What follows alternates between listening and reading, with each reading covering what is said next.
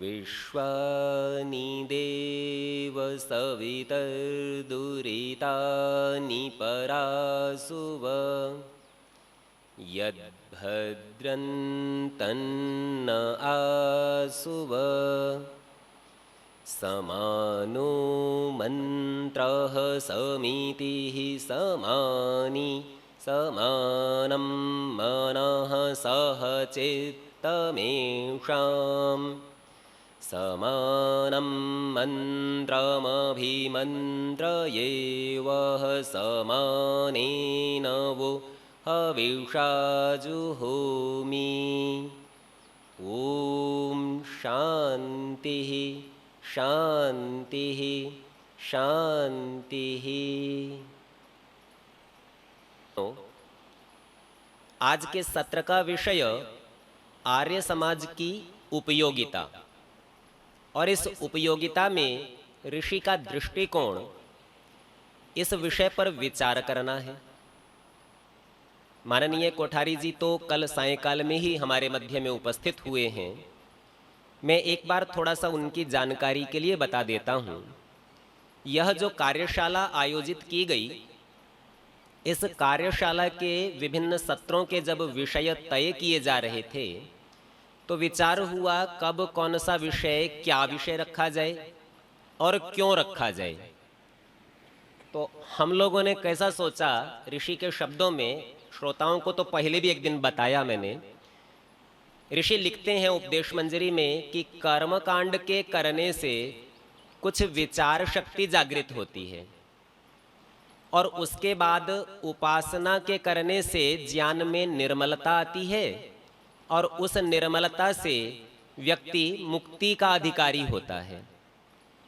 वास्तव में मनुष्य के जीवन के जो 4 लक्ष्य ऋषियों ने बताए, धर्म, अर्थ, काम और मोक्ष, यदि इसे एक क्रम से ही समझ लें तो धर्म से यदि कोई बात प्रारंभ हो तो हमारा लक्ष्य मुक्ति तक जाना चाहिए। यहाँ क्रम कहने से तात्पर्य मेरा ये नहीं है कि पहले धर्म होगा, फिर अर्थ होगा, फिर काम होगा, फिर मोक्ष होगा। क्रम कहने से तात्पर्य है कि जिस संख्या में ये रखे हुए हैं उसमें जो महत्वपूर्ण है वह सबसे बाद में रखा है, मात्र इतनी सी बात है। ये बात तो हमारे आदरणीय रामनारायण शास्त्री जी बता चुके कि धर्म के सहित ही आप अर्थ और काम को करेंगे, उसको बीच में रखकर करेंगे तो ही मोक्ष की प्राप्ति होगी। तो ये समझ में आया कि पहले 3 को एक तरफ करेंगे और चौथा लक्ष्य है, प्राप्ति है। ये बात सामान्य रूप से सुनने में अच्छी लगती है, आसान भी लगती है, पर यदि हमें संसार में व्यवहार करना पड़े तो ऐसा लगता है संसार का काम करें या मुक्ति की चिंता करें। अच्छा, दुकान पर बैठे होंगे तो व्यापार करेंगे, थोड़ा 3-5 जमा घटा गुणा भाग करेंगे या मुक्ति का विचार करेंगे? क्या लगता है जी? ऐसा लगता है ना कि यदि दुकानदारी नहीं की, ग्राहक के साथ व्यवहार नहीं किया तो मुक्ति नहीं मिलेगी।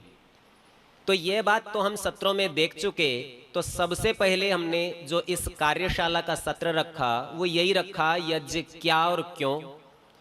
कर्मकांड का प्रायोगिक विषय आप लोग प्रतिदिन प्रातः और सायंकाल देख रहे हैं और सैद्धांतिक पक्ष पर यहाँ चर्चा कर ली।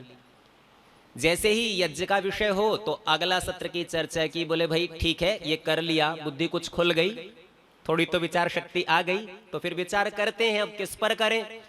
तो दूसरा सत्र रख लिया ईश्वर विषयक।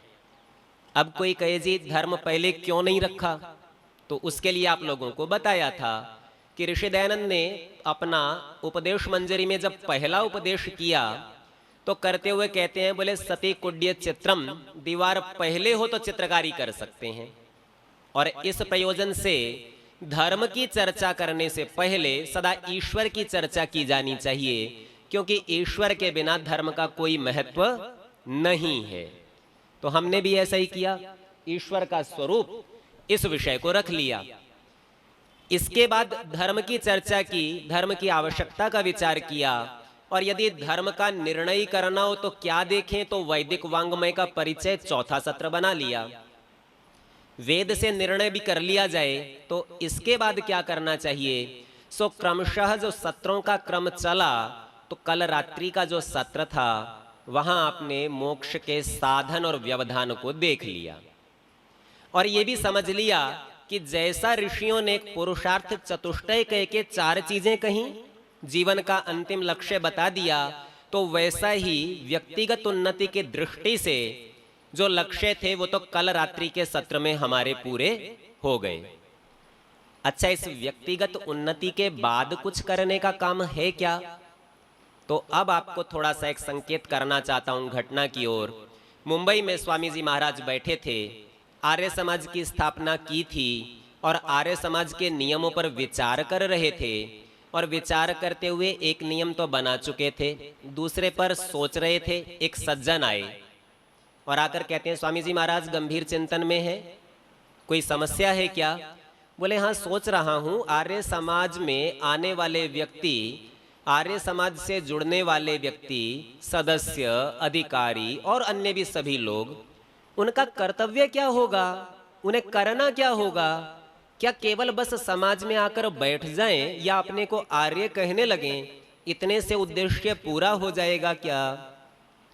वे सज्जन बोले ये तो बहुत आसान है, ऐसा कह दो जी, देश और समाज की जिससे उन्नति हो वो काम आर्य समाजी का कर्तव्य है।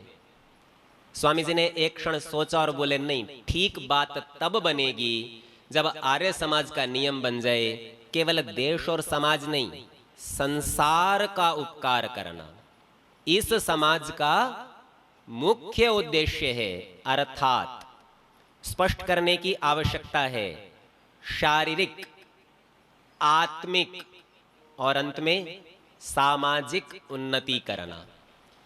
तो ध्यान रखिए, जब हम आर्य समाज की उपयोगिता की चर्चा करते हैं तो यह जो नियम है ये आर्य समाज के मुख्य कर्तव्य कर्म का प्रदर्शन करता है और यह बताता है कि आप अपने शरीर की उन्नति के लिए कार्य कर सकते हैं, उसके सुख के लिए तत्पर रह सकते हैं और मात्र रह सकते नहीं हैं, यह आपका कर्तव्य है, यह करना ही है।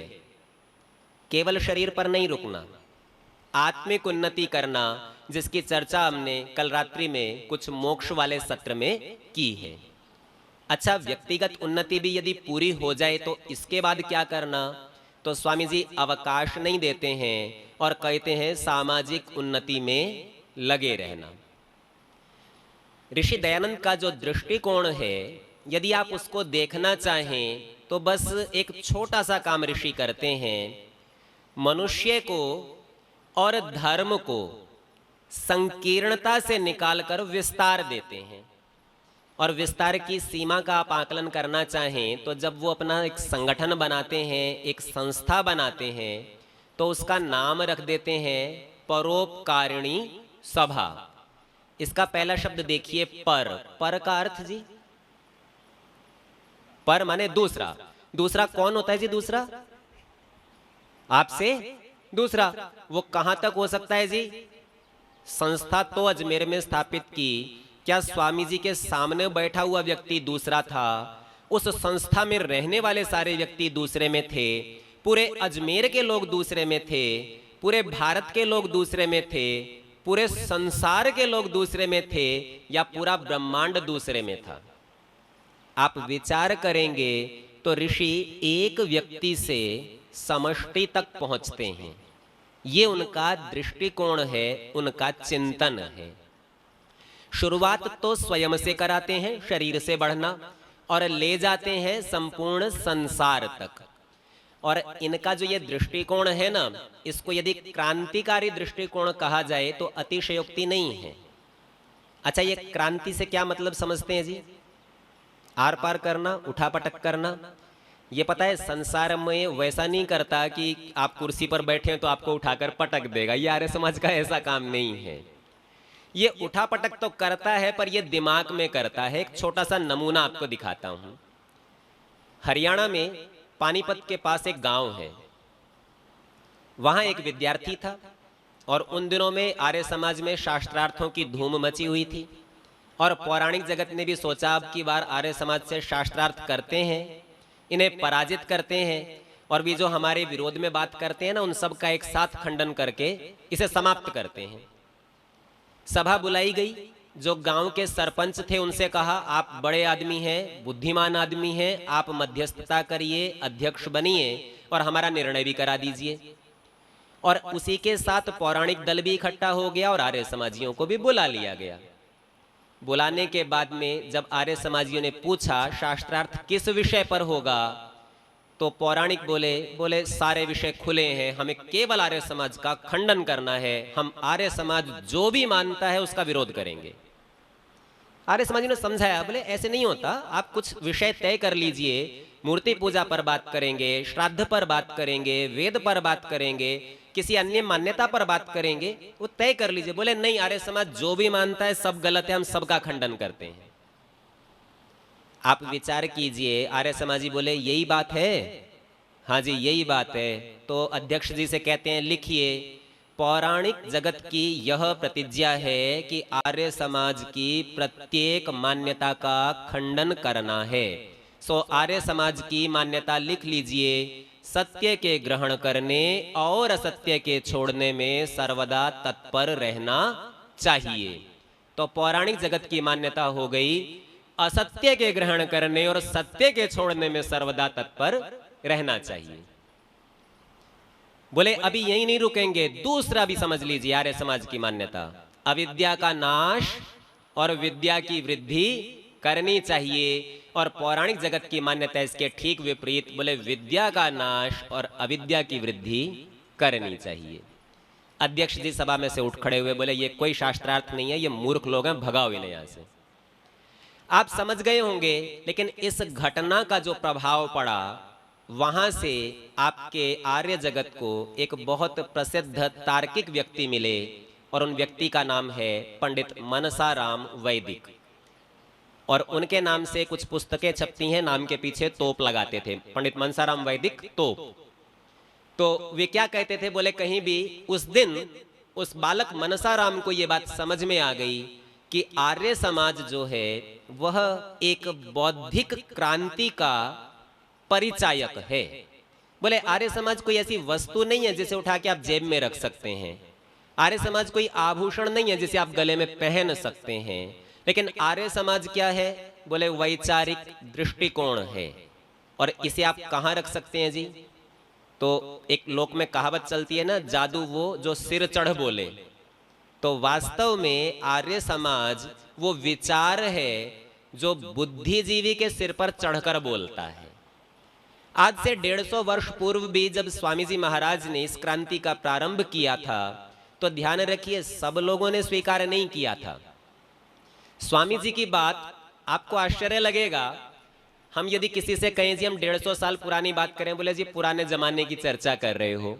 पिछले सत्रों में हमारे शास्त्री जी बता रहे थे, बोले 20 वर्ष में पीढ़ी बदल जाती है, 50 वर्षों में 2, 2.5, 3 पीढ़ियां बदलने लगती हैं, और 150 वर्षों में तो थोड़ी पुरानी बात होती है ना। तो आजकल लोक में हम कहते हैं बाबा आदम के जमाने की बात कर रहे हो, आप पिछड़े व्यक्ति हो।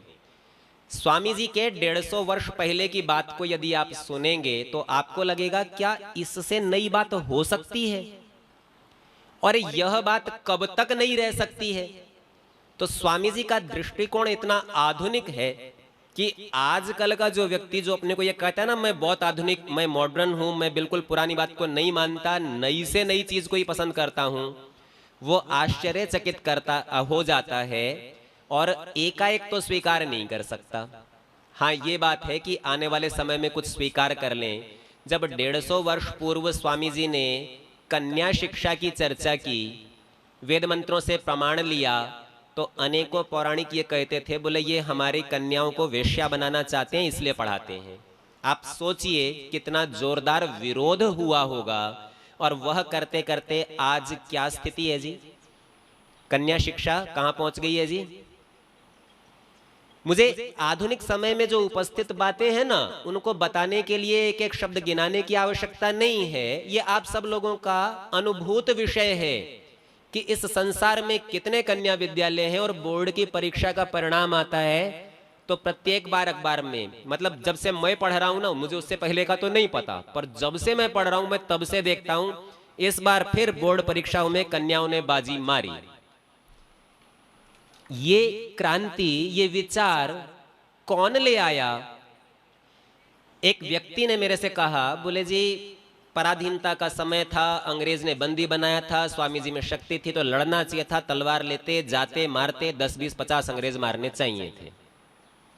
आप विचार करके देखिए, इस बात के साथ जिस और आपका ध्यान आकृष्ट करना चाहता हूं, ये बात ठीक है कि शारीरिक बल बढ़ा होने से आप कुछ लोगों का प्रतिकार कर सकते हैं और कदाचित किन्हीं परिस्थितियों में ऐसा करना उचित भी हो सकता है, लेकिन ऋषि दयानंद की दृष्टि, ऋषि दयानंद का दृष्टिकोण इतना विस्तृत है। वो ये जानते हैं कि एक व्यक्ति यदि 10 को मार दे और बाद में दंड स्वरूप उसे एक व्यक्ति को भी मार दिया जाए तो उससे वह काम नहीं हो सकता जो यदि मनुष्यों के विचार के अंदर यदि परिवर्तन करा दिया जाए तो वह मारने वाले 10, 100, 1000 और कितने भी तैयार किए जा सकते हैं। पट्टाभी सीतारामैया के इतिहास के लेख को प्राय करके आर्य समाज के मंचों पर कह दिया जाता है कि 85% से अधिक आर्य समाजी स्वतंत्रता सेनानी थे अथवा स्वतंत्रता संग्राम में भाग लेने वाले थे। पर आप विचार करके देखिए, यदि स्वामी जी इस वैचारिक क्रांति के कार्य को छोड़कर और साक्षात लड़ने पर लगे होते तो उसका क्या परिणाम हुआ होता। कुछ छोटी छोटी घटनाएं आपके सामने रखता हूं। एक प्रसिद्ध क्रांतिकारी हुए पंडित राम प्रसाद बिस्मिल, उनके नाम से तो आप बहुत परिचित होंगे ही। राम प्रसाद बिस्मिल जी ने एक स्थान पर लिखा है, बोले मेरे घर में पहली बार मेरी बहन का विवाह हुआ और यह पहला अवसर है जब हमारे घर में किसी कन्या का विवाह हो रहा है। और कारण पता है क्या था? बोले आज से पहले ये क्यों नहीं हुआ कि मेरे घर में किसी कन्या का विवाह हो? बोले मेरे घर में कोई कन्या हुई नहीं, होने से पहले ही मार दी जाती थी। जैसे ही हुआ पता चला कन्या पैदा हुई है, तत्काल उसकी हत्या हो जाती थी। और राम प्रसाद बिस्मिल आर्य समाज के प्रभाव में आते हैं और उनके घर में जब कन्या का जन्म होता है तो केवल जन्म नहीं होता, पालन पोषण होता है, सांस्कारिक दृष्टि से उसके क्रियाकर्म आदि जितने भी कराए जाने हैं वे किए जाते हैं। परिणाम कन्या का विवाह भी होता है और उनकी बहन न केवल बड़ी होती है अपितु आजादी की लड़ाई में क्रांतिकारियों का सक्रिय सहयोग करती है। आप विचार करके देखिए अंतर कैसे आता है। हमारे सम्मेलन में भी संयोग से ना हरियाणा के लोग बहुत हैं, ठीक कह रहा हूं ना जी? स्थानीय तो है ही, हरियाणा वाले बहुत हैं। हाँ, 2 हाथ उठाने से वैसे संख्या बढ़ेगी नहीं, कोई घबराने की बात नहीं। देखिए आपके यहाँ एक जिला है भिवानी, उसे लघु काशी भी कहते हैं, बहुत पढ़ने लिखने का बड़ा अच्छा केंद्र बना हुआ है। और उसका एक छोटा सा गांव है गुरेरा, और उस गांव को आजकल तो अंतर्राष्ट्रीय मानचित्र पर भी आ गया है। बड़े बड़े वहां से व्यवसायी या ये इंडस्ट्रियलिस्ट कहना चाहिए, उद्योगपति वहां से निकलने लगे हैं। परोपकारिणी सभा के प्रधान होते थे माननीय गजानंद जी, उनका परिवार का कुछ संबंध वहां था। तो बताते हैं आर्य समाज और ऋषि के विचारों से प्रभावित होकर परिवार ने निर्णय लिया, बोले भाई विधवा विवाह होने चाहिए और प्रयत्न ये करेंगे गांव में एक भी विधवा ऐसी न रहे जिसका विवाह ना हो, जो विवाह योग्य हो विवाह होना चाहिए। तो जब चर्चा हुई तो घर में पता है सबसे पहला विरोध किसने किया? क्रांतिकारी कदम है ना। आज भी आप ये सोचने लगे कि जी विधवा विवाह करना थोड़ा सहज प्रतीत नहीं होता। तो बोले जो घर की दादी थी उसी ने सबसे पहले किया कि यदि तुमने इस काम को किया तो मैं आत्महत्या कर लूंगी, कुएं में कूद के अपनी जान दे दूंगी। गजानंद जी बताते थे, बोले 2 दिन 3 दिन लगे, समझाते रहे कि माँ देख ऐसा ठीक नहीं है, ये बात ठीक नहीं है, पर माँ भी मानी नहीं। तो उसके बाद में सभी भाइयों ने सलाह की और बोले मिलकर माँ के पास गए और जाकर बोले माँ घर में कुएं हैं 2, ये बता कौन से में कूद के मरेगी। आप विचार कीजिए, ये जो सिद्धांत के प्रति दृढ़ता है ये कहां से उत्पन्न होती है? ये ऋषि का विचार क्यों किसी के सिर पर चढ़कर बोलता है और ये क्रांति होते होते आज क्या स्थिति है जी? क्या 150 साल पहले कोई व्यक्ति ये सोच सकता था कि कन्याएं पढ़ लेंगी? कोई ये सोच सकता था कि विधवाओं के विवाह हो सकेंगे? कोई ये सोच सकता था कि सती प्रथा रुक सकेगी? पर आज ये सारी बात रुक गई तो आपको क्या मानना पड़ेगा कि क्या ऋषि 150 वर्ष आगे का देखते थे? पर बात इतनी सी नहीं है। एक और बात जिसके लिए मैं कह रहा था, आपको आश्चर्य लगेगा, वो बताता हूं। ऋषि दयानंद जहां अपने विचारों का प्रसार करते हैं ना, तो प्रसार करते हुए कहते हैं, बोले भाई सब बालक कन्या हो पुरुष हो सब पढ़ने जाएंगे, आवश्यक रूप से जाएंगे। और बोले जब गुरुकुल से पढ़कर लौटेंगे तो जो जैसा बालक होगा ना वैसे माता पिता को दे दिया जाएगा। हमारे यहाँ कैसा चलता है? बोले जी ये शर्मा जी हैं, ये कौशिक साहब हैं, ये वशिष्ठ जी हैं, ये तो सारे ब्राह्मण हैं। फिर इधर अग्रवाल जी हैं, जैन हैं या माहेश्वरी हैं, बोले ये सब वैश्य वर्ग में आते हैं। सिंह लगाते हैं तो क्षत्रिय में चले जाते हैं। इस प्रकार का विभाग करते हैं। और कोई किसी दूसरे माता पिता को तो नहीं दिया जाता ना जी। विद्यालय से पढ़ के आते हैं और ऋषि क्या कहते हैं? बोले बालक गुरुकुल गया, उसने वेद पढ़ा, उसकी यज्ञ करने कराने में रुचि है और लौट कर आए तो भले ही क्षत्रिय माता पिता के यहाँ उत्पन्न हुआ हो, भले ही वैश्य माता पिता के यहाँ उत्पन्न हुआ हो, वह बालक ब्राह्मण माता पिता को दे दिया जाए। और ब्राह्मण का उत्पन्न हुआ बालक नहीं पढ़े तो बोले वैश्य और शूद्र क्षत्रिय जिसको देना है, जहां उसकी योग्यता बने वहां दे दिया जाए। क्या लगता है जी, आज आप ये बात स्वीकार कर सकते हैं कि जिसे आपने उत्पन्न किया हो वो तो किसी और को माता पिता कहने लगे, उनके साथ रहने लगे, और जिसे किसी और ने उत्पन्न किया हो वो आके आपको माता पिता कहने लगे? बात बड़ी विचित्र लगती है ना। पर आप सोचकर देखिए, क्या आज तक इस दुनिया में वैसा कभी नहीं हुआ? क्या लगता है, हुआ है क्या कभी? मैं एक आधे अपवाद की बात नहीं कर रहा हूं, आधी दुनिया की बात कर रहा हूं। हमारे इधर जितनी भी ये माताएं बहनें बैठी हैं जिनके भी विवाह हुए हैं, क्या आपने अपने माता पिता को नहीं बदल लिया? और यदि आप अपने माता पिता को बदल सकते हैं तो बाकी आधा समाज क्यों नहीं बदल सकता? 50% की चर्चा कर रहा हूं, ये अपवाद नहीं है, ध्यान दीजिए। ये क्रांति किसने दिखाई है, ये वैचारिक दृष्टिकोण कौन लेकर आया है? और जब स्वामी जी के सामने प्रश्न किया, बोले भाई वो तो जो दूसरे का बच्चा है वो हमारी सेवा क्यों करेगा? बोले ऐसा हो नहीं सकता कि नहीं करे, क्योंकि आपका बच्चा आपसे विचार नहीं मिलने पर आपकी सेवा नहीं करता और आपसे दूर भागता है। लेकिन ब्राह्मण को जो बालक वो दिया, जो ब्राह्मणत्व का ज्ञान प्राप्त करके आया है, तो विचारों की समानता होने से आपकी सेवा न करे, ऐसा हो नहीं सकता है। आप विचार कीजिए कि केवल विद्या के माध्यम से, पंडित जी बहुत देर से बता रहे थे और मैं सुन रहा था, उनका भी सारा जोर इसी बात पर था और ऋषि का भी सारा जोर इसी बात पर था। दृष्टिकोण एक ही है, दो नहीं है। यदि आप व्यक्ति को ज्ञान से सबल बना देते हैं तो संसार में कोई भी परिवर्तन, कोई भी क्रांति आप कर सकते हैं। हमारे गुरुजी बताते थे, बोले आर्य समाज में एक व्यक्ति एक बार आए और गुरुजी से कहते हैं, बोले अभूतपूर्व कार्य करने जा रहे हैं। बोले क्या करेंगे? बोले जी कन्या भ्रूण हत्या के विरोध में रैली निकालेंगे। और ऐसा कार्य तो आज तक समाज में हुआ ही नहीं। आप विचार करके देखिए, कन्या भ्रूण हत्या के विरोध में रैली निकालना अच्छा कार्य हो सकता है, पर क्या भ्रूण हत्या केवल कन्याओं की ही रोकी जानी चाहिए?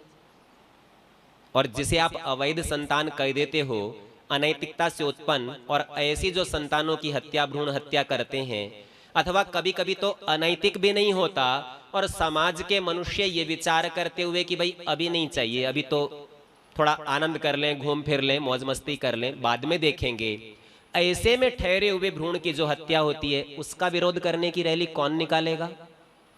तो गुरुजी बताते हैं, बोले कि भाई देखिए, आप कन्या भ्रूण हत्या की रैली निकालिए, इससे आर्य समाज का वेद का प्रचार नहीं हो सकता। पर इसके विरोध में यदि आप वेद की शिक्षा का प्रचार कर दें तो कन्या भ्रूण हत्या की रैली निकालने की आपको आवश्यकता नहीं रहती, क्योंकि वेद का प्रचार हो गया तो किसी भी प्रकार की भ्रूण हत्या की चर्चा ही नहीं रहेगी। यही स्थिति छोटे छोटे आंदोलनों की, नशा मुक्ति का कार्यक्रम करना या कोई और जो जैसे भी आप आजकल समाज में सोचते हैं ना, चलिए अमुक रोग के विरोध में निकालते हैं। आप विचार करके देखिए, एड्स जैसी महामारी जिसके लिए प्राय व्यक्ति सामान्य तौर पर खुलकर चर्चा भी नहीं करता, आप उसका आंदोलन करना चाहें कर लीजिए, उससे आर्य समाज का प्रचार नहीं होता। लेकिन आप आर्य समाज का प्रचार और वेद का प्रचार कर दें तो एड्स जैसी समस्या नहीं रहती। और ये बात केवल एक समस्या पर नहीं है, संसार में जिस दिन से संसार बना है समस्याएं हैं, थी, रहेंगी, कभी समाप्त नहीं हो सकती। ऋषियों को भी ये बात पता थी, ये संसार है तो समस्या तो अल्पज्ञान होने से आती ही रहेगी। तो सारी समस्याओं का कोई एकमात्र समाधान संभव है, तो वह है वेद का प्रचार, विद्या का प्रचार और आर्य समाज बनाने के पीछे जो ऋषि का दृष्टिकोण, जो मैंने आपके सामने मंत्र रखा था, जिसमें कहा था समानम मंत्रम अभिमंत्रये। अभिमंत्रणा करके, मीटिंग करके आप समान मंत्र बना लीजिए, एक विचार बना लीजिए। और ऋषि के शब्दों में कहूं तो समान विचार वाले लोग मिलकर उन्नति को प्राप्त होते हैं। ये ऋषि का दृष्टिकोण, इसके लिए संगठन बनाया जाता है, इसके लिए समाज बनाया जाता है। और हम सब उन्नति को प्राप्त करना चाहते हैं तो आर्य समाज की जो उपयोगिता 1875 में, जैसा हम सब जानते हैं कि ऋषि द्वारा स्थापित किया गया, बनाया गया। पंडित इंद्र विद्यावाचस्पति तो कहते थे, बोले भाई आर्य समाज की ये स्थापना नहीं है, ये पुनर्स्थापना है। बोले ईश्वर ने भी तो आर्य ही बना के भेजे थे, समाज तो तब भी था। खैर ये उनका दृष्टिकोण होगा, मैं उस पर विशेष चर्चा नहीं करता। पर ये मैं आपको बता देता हूं कि ऋषि का दृष्टिकोण है संगठन बनाने का, ऋषि का दृष्टिकोण है समान विचार लाने का, ऋषि का दृष्टिकोण है वेद की बात को स्थापित करने का। और यह बात आपके संसार की सारी समस्याओं का समाधान है। इसीलिए आर्य समाज की उपयोगिता भी संसार के समान ही नित्य हो जाएगी। जब तक संसार रहेगा तब तक आर्य समाज उपयोगी रहेगा।